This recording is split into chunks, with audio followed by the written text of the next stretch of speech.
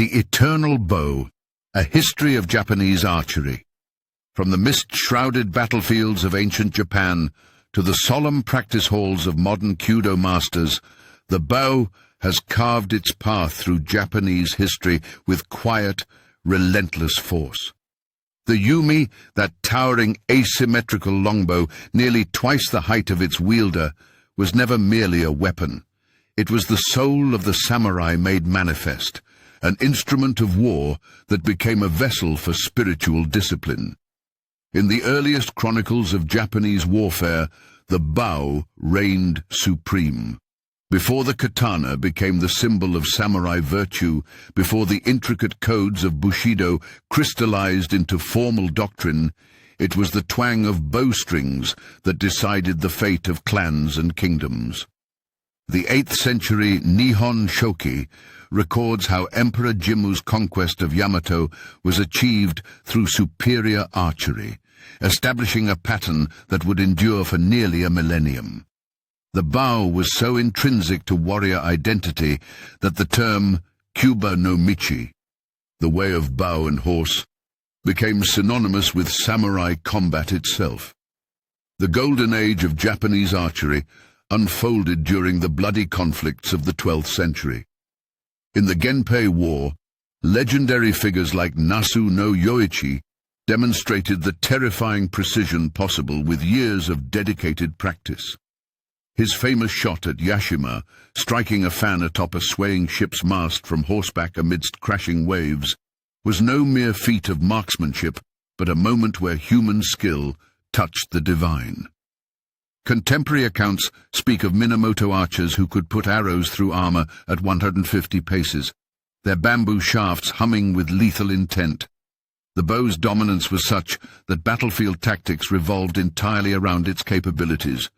Cavalry charges timed between volleys, defensive positions chosen for their clear lines of fire. When the Mongol invasions came in the 13th century, they brought the first real challenge to Japan's archery traditions. Kublai Khan's forces employed composite bows with greater range and penetrating power, their tactics emphasizing massed volleys over individual skill. The samurai found their ceremonial challenges ignored, their carefully honed techniques suddenly obsolete against this new form of total war. Though the kamikaze winds saved Japan twice over, the experience transformed military thinking. The gradual shift toward mass infantry formations and eventually firearms might have spelled the end for traditional archery, but the bow proved remarkably resilient. During the long peace of the Edo period, the warrior's bow underwent its most profound transformation. Stripped of its battlefield utility, it became kyūdō, no longer just a weapon, but a path to enlightenment. The great masters of the 17th and 18th centuries, men like Morikawa Kozan and Yoshimi Junsei, codified the 8 stages of shooting into spiritual practice. They now sought to achieve seisha hitchu. True shooting is correct hitting, a state where perfect form naturally produced perfect results.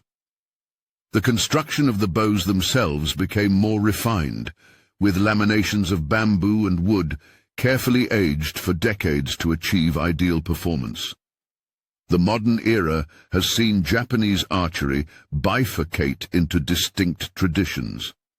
The ceremonial yabusame preserves the mounted archery skills of the samurai, its practitioners galloping down temple avenues in full medieval regalia.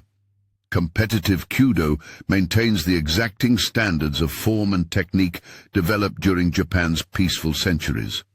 Meanwhile, historical enthusiasts keep alive the battlefield methods that once decided the fate of nations, reconstructing the draw weights and shooting styles that made the ancient Yumi such a fearsome weapon. Through all these transformations, certain constants remain. The meticulous crafting of arrows from select bamboo, the careful wrapping of the bow's grip with rattan, the distinctive asymmetrical shape that allows shooting from horseback. These elements connect today's practitioners to warriors of centuries past. When a modern kyudoka draws the Yumi to its full extension, They complete a motion that has remained essentially unchanged since the days when such actions determined the rise and fall of dynasties. The bow endures not as a relic, but as a living tradition, its strings still humming with the echoes of Japan's martial past, its arrows flying straight into the future.